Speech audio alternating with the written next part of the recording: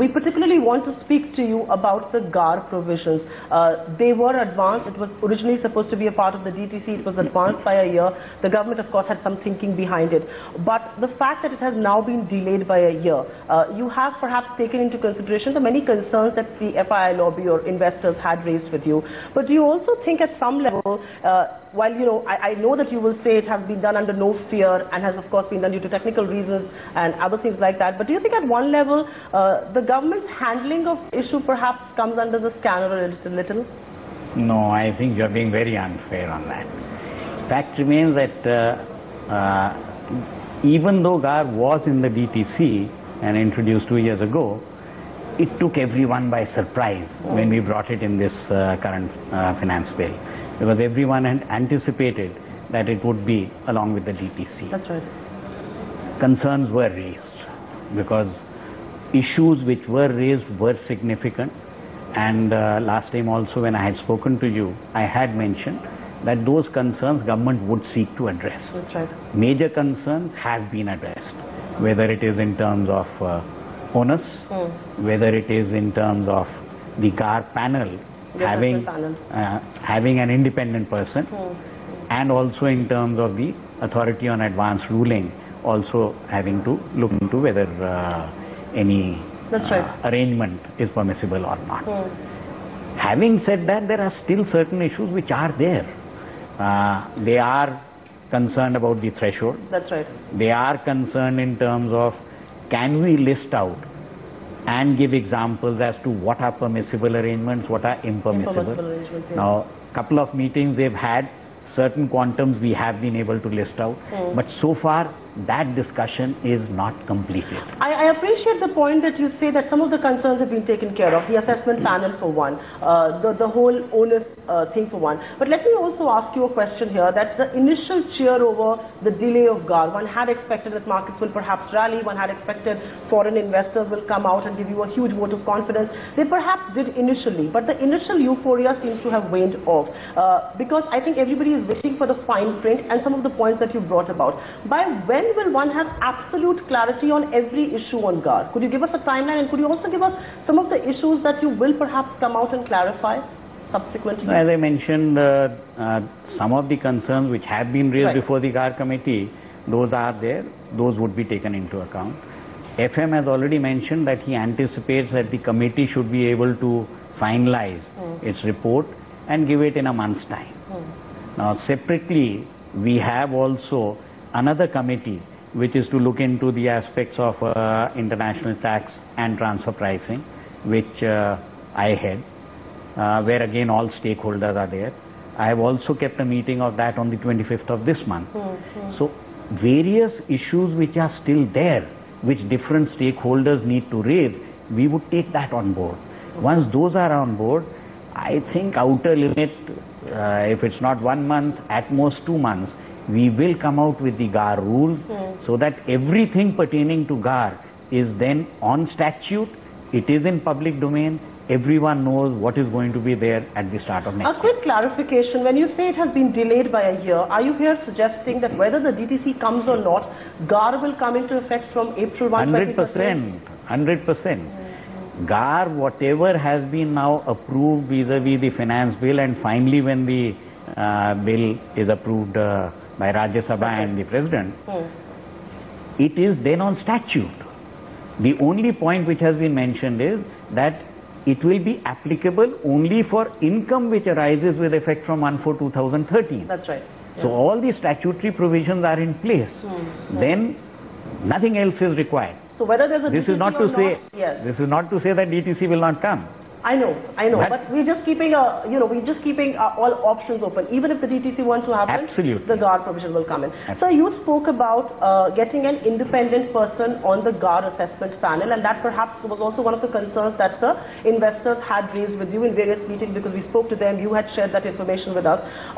There are two questions to this. First, everybody would want to know, what would the nature of the independent member be? Because the fear, I'll tell you, I'll share this fear with you. The fear is that the independent member may not be a non-government person. And a lot of investors here have voiced concerns that why can you not get somebody of repute, say, an ex ex-IT professional or an ex-income tax person who will perhaps be at large, be fair? Because, I mean, that's a concern. That how will you allay those fears? You've accommodated the concern that there should be an independent person on the assessment panel, but could you share with us the contours of how independent that person will be?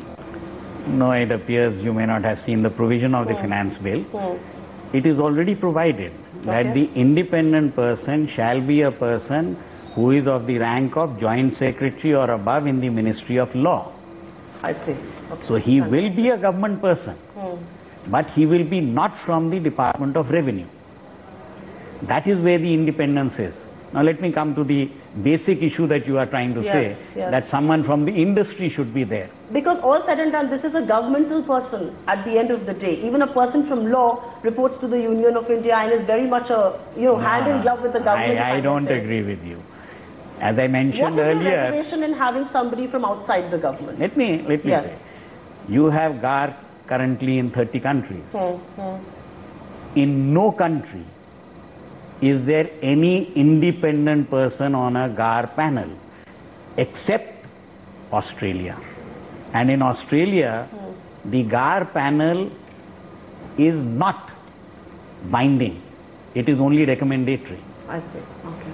So wherever it is binding, you do not have a person who is in any way outside the tax department.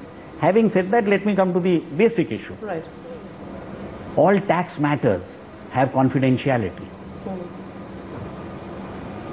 People don't realize if there is a company's case which is being taken up in GAAR and you have a person from private sector also on a GAAR panel, would that company want that its case is known to anyone in the private sector?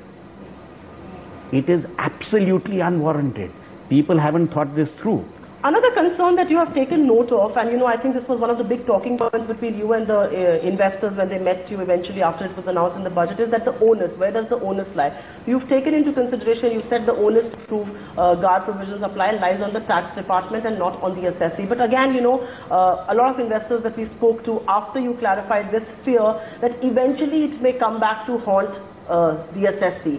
How would you allay those fears? I know some of that is perhaps paranoia, but how would you allay those fears? See, at that time when I had made the statement, some of the responses in media were that it is being verbally said. We don't know what will be there finally. Now they have seen it in the finance bill. So once it is part of statute, there is no question of any other doubt in this matter. Many people within the industry, even some of your people within the department feel that GAAR initially will perhaps lead to a lot of litigation. It is also a fact that India doesn't have the required judicial system in place to take care of some of these. Do you at one level voice similar concerns? No. In fact, honestly, with the onus being purely on the assessing officer, it's not going to be easy for an assessing officer to determine an impermissible arrangement and the actual avoidance of tax thereon and then try and invoke GAAR. It's going to be very difficult, and as I mentioned earlier also when I had interacted with you, issue of invoking GAAR will come up only if there are very specific complaints with proof which is then provided to an assessing officer. Otherwise, how will an assessing officer get any idea as to an impermissible arrangement which is there? So, issue where you are saying that it will lead to litigation, I don't think. First and foremost, if an assessing officer has to consider, he would consider something 2 years down the road, 2.5 years down the road, and then when he's making the assessment and then he puts to his commissioner and then he puts to the GAAR panel and then they may go to the AAR, that itself is a process which may take about a year's time. Therefore, any cases coming for litigation is too far-fetched. Are you here suggesting that the instances of GAAR may be so few that litigation may not arise, or are you saying you're trying to put a foolproof system in place where litigation will be minimized? Because the sense that I get is that, perhaps the instances will be so far and few that litigation may not arise at all. Is my assessment fair? Both aspects.